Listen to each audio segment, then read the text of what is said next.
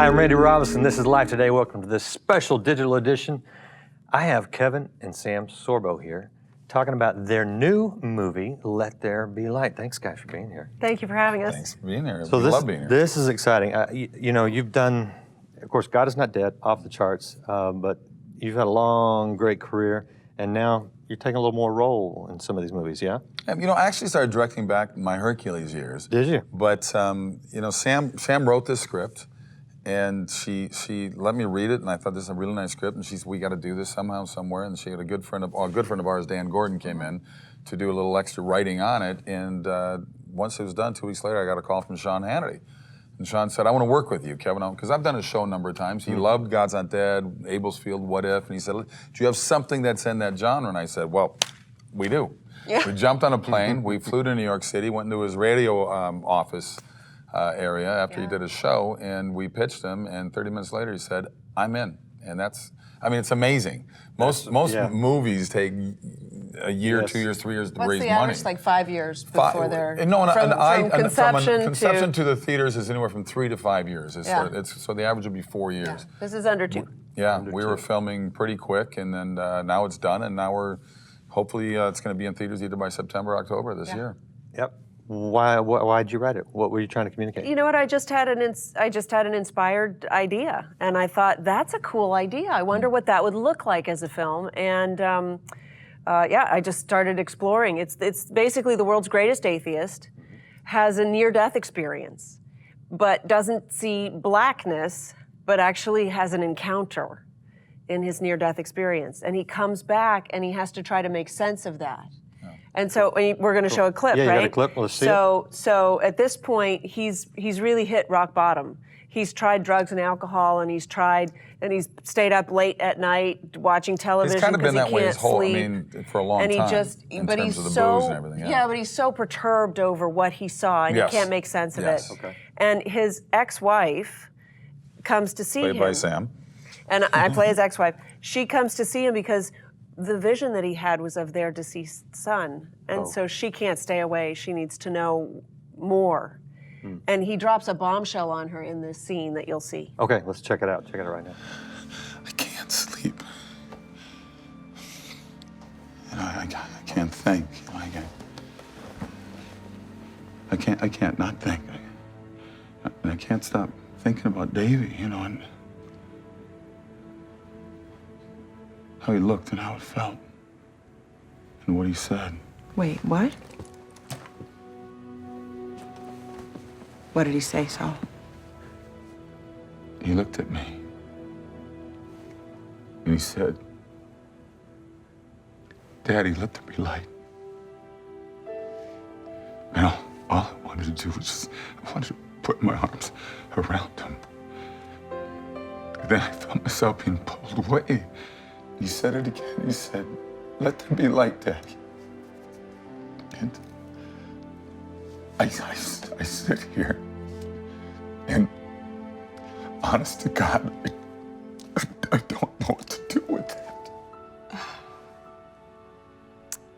Saul, you've gotten the best scientific explanation, and that hasn't satisfied you, and it hasn't brought you any comfort. I mean, all you have to show for it are 6 cases of white wowies. About a dozen miracle mops, too. Oh, praise Jesus.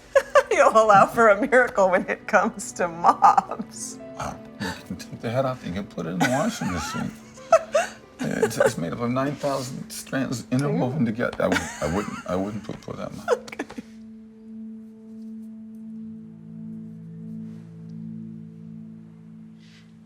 Would you consider consulting a different source?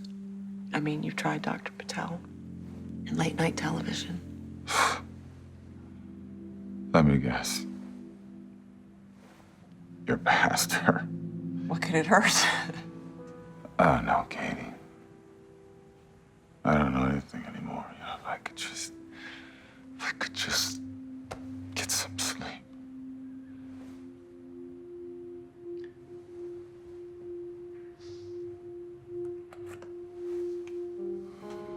I'll hold you. And you'll sleep. Katie, I appreciate the offer, but I'm really not in the mood. So, I'll hold you. That's all I'll do. But you'll sleep. Really? Come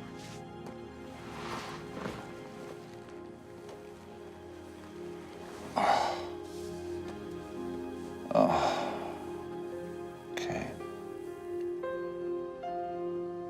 Funny, Kate.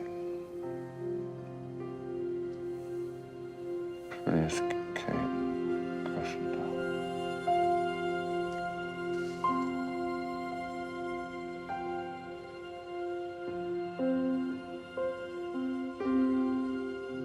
Wow. Yeah.